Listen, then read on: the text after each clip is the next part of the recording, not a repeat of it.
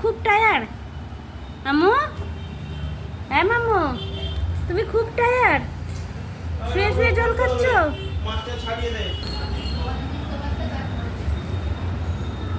এটা কি? হ্যাঁ মামু, তুমি অসুস্থ খুব, তুমি জল বাটির উপরে বসে রয়েছো কেন? জল বাটি একে এই দেখো দেখো, এখানে ভিজেও গেছে মামু। ও তো তুমি জল বাটিতে কি করে শুয়ে থাকতে পারো?